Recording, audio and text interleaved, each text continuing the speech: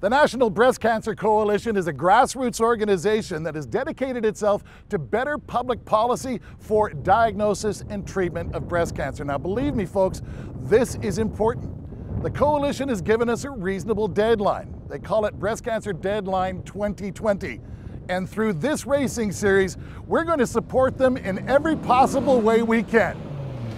This is Dodge Viper Cup.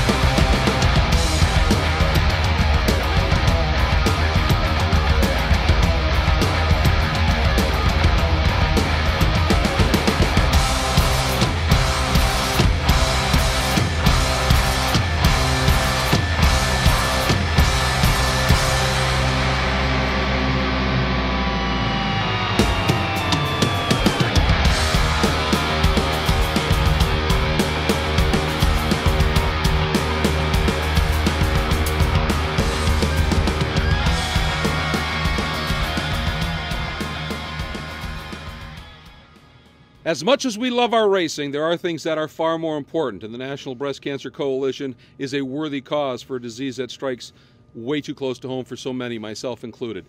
A worthy cause, and now the official charity of the Dodge Viper Cup, presented by Pennzoil Ultra. Let's get right to the starting lineup for this fourth round of the championship. Ben Keating, his third consecutive pole. Jeff Courtney, both of them having to repair their cars from their contact in that third round. A.J. Morgan, winner of that third round, winner of two races, as a matter of fact, in Von Quillick. Then Fiorelli continuing his strong return, and Jimmy Kite, who's figured it out a little bit. The oval racer really starting to figure this out. Andy Bell, who had such an exciting race in round three. And Kurt Solberger completes row number 4. And then we take a look at Todd Nelson and Dave Mazik. Great to have them on board as well as they fill out the fifth row of this race. And Tom, as always, it's when those wheeling lights go out. I'm Greg Creamer along with Tom Natchew, and we're ready for this fourth round. Standing starts make Dodge Viper Cup stand out from the rest of the pack. And look at the torque that's available to these drivers as they leave the line, Greg. Well, when they untwist those V10s as we have just done, it is amazing. Courtney getting a really strong launch, but Keating just enough.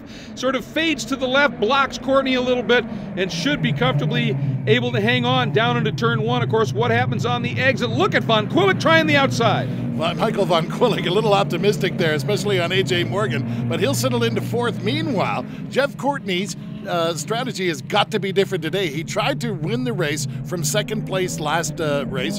Didn't really work out for him. You got to think he wants to get to the lead early. You would think so, but in qualifying, Keating came out and threw down a lap that was over half a second quicker than Courtney. Behind him, it's quite close, but it was as if Keating said, I am going to go out and set a time, and I'm going to drive the wheels off thing and get as far out front as I can. So it'll be interesting to see those two different thought patterns play out. And once again, A.J. Morgan sits in third going, this will be interesting. This ought to be interesting. Ben Keating definitely has his eyes set on the championship, and as he goes forward, he is definitely in better shape than he was last year. He's doing way more training on the simulator than he did last year, and it shows. I mean, he comes up to this racetrack, New Jersey Motorsports Park, where we've never been before. He is totally prepared. Todd Nelson making a move on Andy Bell. Oh, there's contact! Andy Bell closing the door as Nelson was going for a gap, and that looked like maybe a bit of an optimistic lunge. Speaking of optimism, as you talked about, Courtney wants the front early and is trying to get it done down into turn 1. Can't quite get it done there. Still, though, very close to Keating as they come up and over that interesting little rise right at the exit of the turn. Once again, we're on board with Todd Nelson now, and he's got damage. That car just not willing to turn. He's coming back across the track and sliding to a stop. So maybe something left over, Tom, from that incident. So he's trying to gather it up. Well, Todd Nelson, boy, visibly, you know, he looks like he's okay, but he just may have seen the red mist just a little bit much there. Meanwhile, there's the evidence. Oh boy.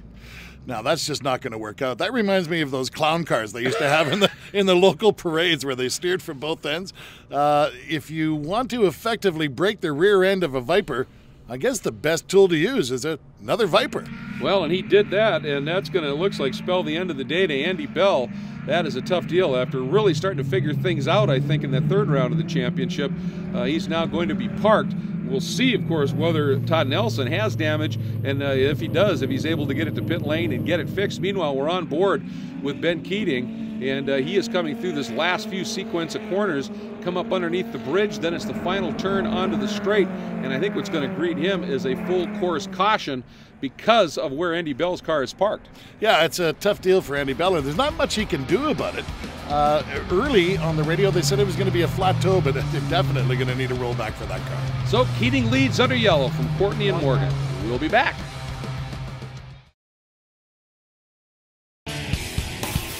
With so much racing going on in the world, you'd have to be a four-headed monster to keep up with it all. Luckily, we have that. Join Peter Keene, Bill Wood, Errol Tucker, and their guest driver analyst each week for an opinionated look at the news coming out of the racing world. Remember, it's GoRacingTV.com for all your racing and video needs.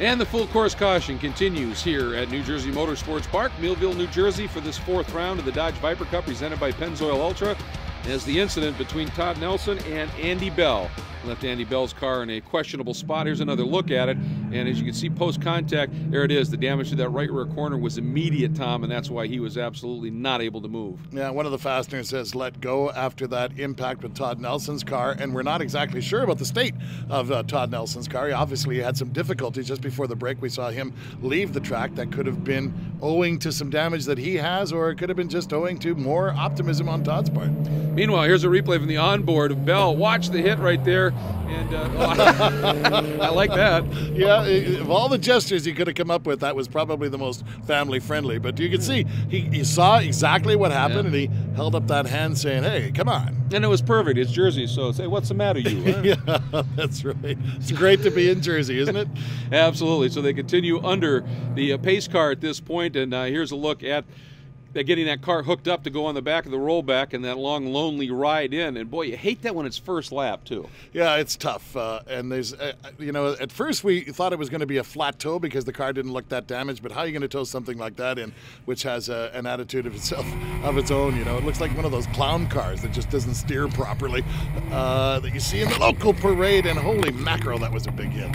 Yeah, he got him good, and it just looked like two guys going for the same spot, and as you see that opening, you think he's lost it or he's staying out wide. You dive to the inside right as he makes the turn into the apex, and both cars simply cannot fill that same space, and this is what happens sometimes, and it's a tough thing to see, and Andy Bell gets a different kind of a ride this weekend, not certainly one that he wanted to have, but that means we should be able to get back to green flag racing, and he's making the most of it, having a wave for the fans.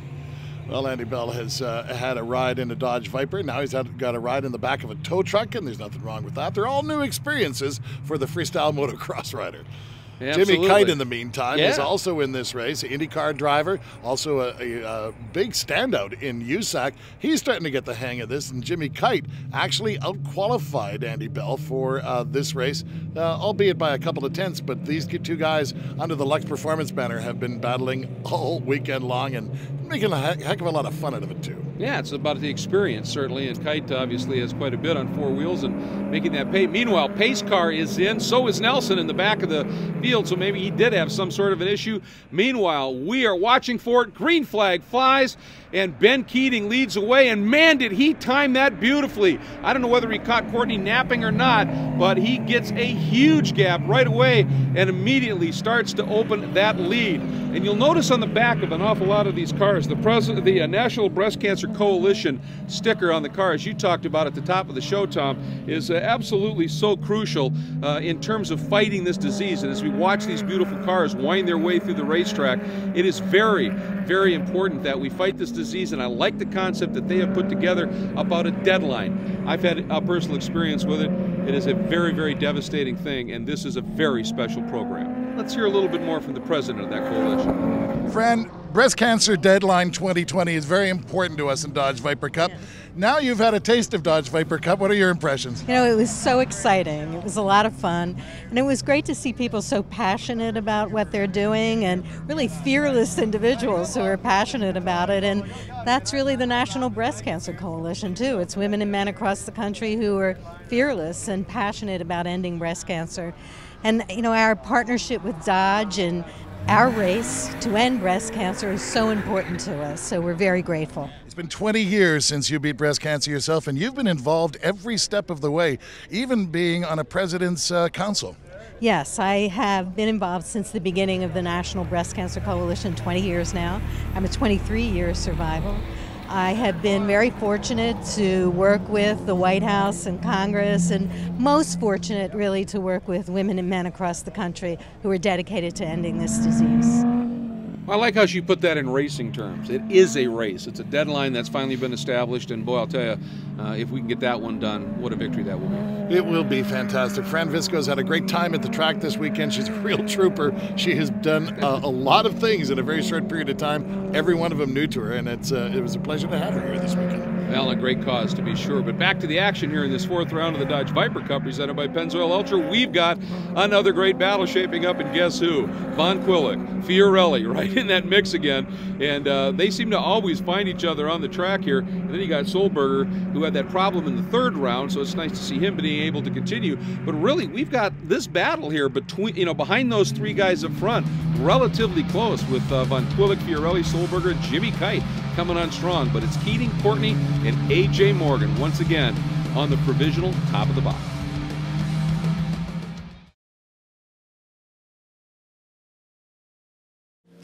Hi there, I'm Tom Natcher, and this is Greg Kramer. We're called the old bastards of racing in many circles. You know, I guess we met back in the late 1980s. Easy. It had to be at least that far back. Glory day of some racing, too. Oh, absolutely. Trans Am was a part of the picture, and actually I learned to do pro announcing from this man around the Trans Am Championship.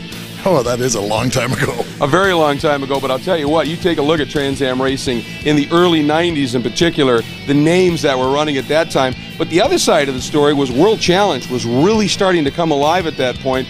And the names in that, there were sometimes you'd look at the two rosters and go, I'm not sure which one is the most talent. Some amazing stuff from those decades past, and of course, a lot of those drivers also doubling up, running amateur racing in the runoffs, and it was spectacular stuff.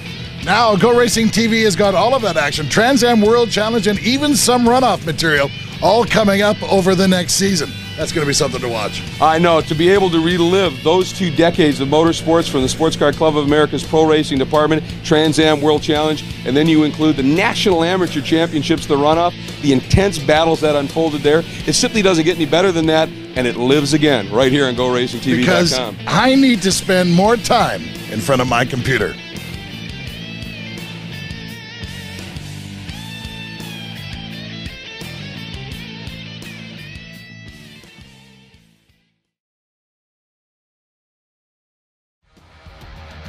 Welcome back to this fourth round of the Dodge Viper Cup presented by Pennzoil Ultra. Beautiful look there of Ben Keating as he just power controls that car through one of these great corners at New Jersey Motorsports Park. There's a look at the 84 of Kurt Solberger. Problems in the third round here, but having a great race here. But a guy that's kind of come alive a little bit is chasing him right now, and that is one of our celebrity drivers, Jimmy Kite. And Jimmy is really starting to figure out this road racing thing and taking a run at one of the experienced drivers. And a bit earlier, we caught up with Jimmy and asked him to kind of take us through why he really is enjoying the Dodge Viper Cup. I don't know if I'd call it tamer. I mean, I've already scared myself quite a bit this weekend learning this. It's just a totally different beast than what I'm used to. The ovals, whether it's dirt or pavement, it's just so different with these big Vipers. The way they actually stop a lot better than I thought, but just sliding them around, they're real heavy beasts. They accelerate real good. They're a lot of fun, and it's these guys out here definitely know what they're doing. I mean, I got a lot of catching up to do this weekend. I'm really enjoying it. I mean, everybody just laid back. It's not that every team's got their stuff covered up and it's secret. You know, you can't go talk to the other guys. I mean, it's just really cool that, you know, the garages are open, the drivers talk a lot, but I mean, just even the crews mingling, talking, hanging out, I'm enjoying it. I mean, the whole weekend, the whole atmosphere, to me, it's just really relaxed, a lot of fun. Now, once you get out there on the racetrack, it's still, you know, go on kill, and I mean, all the other drivers are the same way. I mean, they've made it pretty clear, too, that there's a couple times where I've been in somebody's way, and they let me know, and they went by, and it's, you know, it's just a fun weekend, but still a racing event. I love the way you put it. It can be friendly and everything, but the minute you get on the track, the switch goes to go on kill. You're after them. For those of you who don't know what a phaser is, you have two settings, stun and kill. Jimmy's had a good time, and really the car is the star here. Look at the view of that Dodge Viper. It is so solid, so stable, and such a challenge here at New Jersey Motorsports Park as opposed to where we were last time for 2 rounds of Dodge Viper Cup. Sebring, 2 completely different animals, and the car doesn't seem to be fussed about it.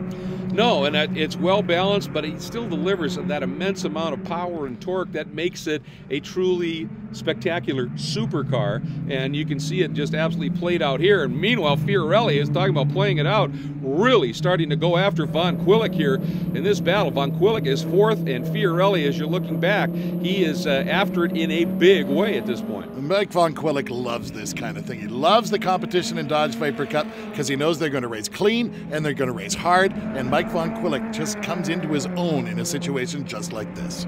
That last turn, that quick right onto this front straight, boy, it isn't that tough looking a corner, but you've got to balance that car through there because it's huge to get onto this front straight. Absolutely. Reminds me of the first turn at Mid-Ohio, which looks like a kink, but it's really a turn. And, you know, you got to carry the speed through there because it's a long straight afterwards. So up towards the uphill there. But these cars, man, I'll tell you, Greg, I haven't seen the cars shot quite this way, but they look absolutely fantastic.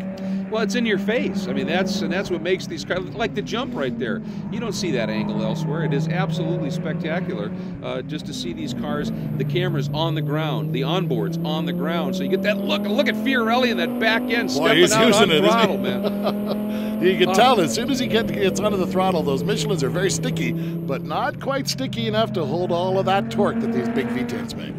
Yeah, a V10 will twist it up. Yes, it will. The other thing I want to mention about these cars, I mean, we've seen Fiorelli, his big crash. We've seen incidents all last year with fairly significant impacts, and everybody has walked away. These are strong race cars. They're strong. They do a nice job of transferring the energy around the driver while not absorbing a huge amount of damage in the car itself. It's really amazing how they've been designed, and with all of that, you can still have racing like this, like we've seen up front in this great battle for the 4th spot. And tell you, Fiorelli is just flat relentless. You know, Dave Fiorelli is a great addition to this series. This is his first year in Dodge Viper Cup. He had an unfortunate incident at Sebring, and he's actually got 2 cars now. So this is a committed individual, and so is Mike Von Quillick. Well, he loves just pounding that curve at the apex of 1. And it just pitches him out toward the track out point, and Fiorelli is right there. That's one of the things that you mentioned, turn 1 at Mid-Ohio. This track's got a couple of those rises right at key points on track outs and the like, and that jump makes for a very exciting venue. You know, New Jersey Motorsports Park came a long way in a very short period of time. Every single facet of this track is great, including the clubhouse. We've got some great meals there. It's a great place to go racing with Dodge Viper Cup, presented by Pennzoil Ultra. Club and amateur racer.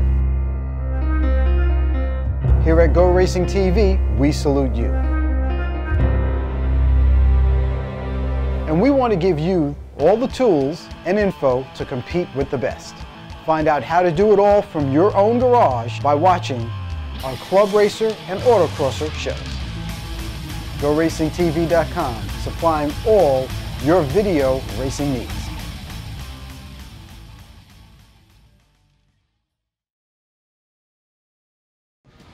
The New Jersey Motorsports Park Control Tower. Also apparently a really fine place to watch some great racing here in this 4th round of the Dodge Viper Cup, presented by Pennzoil Ultra. Pretty good crowd up on that top step. Standing room only, mate. Meanwhile, Ben Keating out of that last turn, down the front straight, white flag flies. and he has been able to open that margin up. We've been following some of the great battles going on behind this group, and this is why, because after that restart, Courtney just never could reel Keating back in again, and Ben has been able to open up a pretty good margin. And if he can hang on, even though he's had 3 poles this year, this would be his first win. You know, Ben Keating has had some bad luck. He's had some issues, but definitely he showed up at New Jersey Motorsports Park this weekend, ready to race, and it shows. Well, for all of his issues, and sometimes, you know, he's certainly aggressive, and that's occasionally got him into a little trouble, you can't deny the man's speed and the man's commitment. And a drive like this today, this has been absolutely picture perfect thus far. And, you know, when you've been able to gap a guy like Jeff Courtney with his experience in racing in general and in Vipers in particular, you've done something. Yeah, he's done a really good job. You know, both of these crews for these cars, remember in round number 3, they were both damaged significantly. They actually worked together, actually ordered pizzas together to get both these cars on the track to do exactly what we're watching now. Unfortunately, Jeff Courtney doesn't seem to be close enough to be able to make a real approach. Yeah, well, that was exactly what Jimmy Kite was talking about, wasn't he? That camaraderie in the paddock, the competition intense on the track, but in the paddock, this is really a family. And boy, what a great shot! Just the look of that car, and they are beautiful machines. And here comes Ben Keating, about to enjoy that beautiful moment that every racer lives for, and that's that first one to see that checker fly. And Ben Keating gets it done here in the 4th round of the championship, finally getting his first win of the season. Courtney, another very strong podium, sitting in the 2nd spot. He has a win this year too. The points battle is going to be very, very close indeed. And today, A.J. Morgan just didn't quite have enough to stay with these two guys. Well, the pace was incredible, and Jeff Courtney did a great job to be able to keep Ben in sight, but Ben was definitely going for it. There's your results. And you can see the margin, those lead 2 again, they just opened up that margin over Morgan and Von Quillick and Fiorelli. That great battle, and it was still Von Quillick able to hang on over Fiorelli, and then Jimmy Kite doing a nice job bringing that into the top 6 here in only his 2nd race in the Dodge Viper Cup. So very, very close indeed. And in terms of the points, well, obviously you've got Ben Keating now out front. But he has now made his way into victory circle, as has Tom Natchew, and this guy is out and happy. Woo! Yeah! Well, there's nothing like a cold shower right after a win, Ben. That is very true. I'm very happy to see you up here, Tom. It's very good to see you. Good day to end it off. We've worked extremely hard this weekend. We've been fast all weekend, and really disappointed at how it turned out yesterday. Makes it that much more gratifying. The ViperExchange.com crew prepared the ViperExchange.com car extremely well. And hopefully we win on Sunday and sell some on Monday. That's the whole idea of the game. Now, there's some great camaraderie in the garage area between your guys and the 99 car. That is true. You know, after we got together in yesterday afternoon's race, you know, we had a little pizza party while we were all repairing our car for today's race. We had a great run. Jeff ran a great race. You know, I had a really good restart after the full course yellow, and was able to maintain the margin. You know, they gave me a hard time on the radio for letting him get up to a 2nd behind me there at the end. I said, there's no way I'm screwing up on the last lap. So it was great. Congratulations, Ben. All the best. Well, Jeff Courtney, P2 isn't I know what you wanted, but it's a lot better than it was yesterday. No doubt. No doubt. I thought, I knew he had a really good car today, better than yesterday. Yesterday, I think we had the better car and still feel bad about what happened. It was mechanical, though. But today, I thought if I could hang with him and maybe make him work, show him in the mirrors, but on the restart, he just killed me. And I lost touch, and then he just smoothed out, and we were battling the push. He did a great job. He's fast. We're talking about what was going on in the garage area last night. That was a really special story. Yeah, these guys, well, we all were here till probably 10, 10:30, 16-hour day. Very, very good. Congratulations, mate. All the best. Well, you know, when you finish on the podium, it's always a good day, and of course you're accumulating points for a championship here, and that's a great thing. Well, I tell you, this was one heck of a weekend. Getting a win yesterday and then a 3rd place today, being on the podium 2 days in a row is great. I owe this race to hard brakes for these titanium heat shields on my brakes, because carrying the rewards weight, so it's tough on brakes, but you know, we managed the heat pretty well for that. And thanks to my dad, Archer Racing, as always. They bring me here, so I got to thank them too. Well, it's a hot day, but you look as cool as a cucumber. Yep. Man, I tell you, a lot of training, that's what you get. So we hope to stay cool the rest of the year. All the best. Well, and there it is. A big round of applause for that podium. They drove a great race. Have had a great weekend here at New Jersey Motorsports Park, and now the celebrations begin. Keating is in the middle of a champagne sandwich, and that's how you like it. A lot of fun there, and just a marvelous weekend of racing. Ben Keating comes out with the win today, and it couldn't be closer in the points. As we head into the next 2 rounds of the championship, we'll be at another glorious venue, Virginia International Raceway. So make sure you join us then. For Tom Matthew, I'm Greg Creamer. Take care, everybody.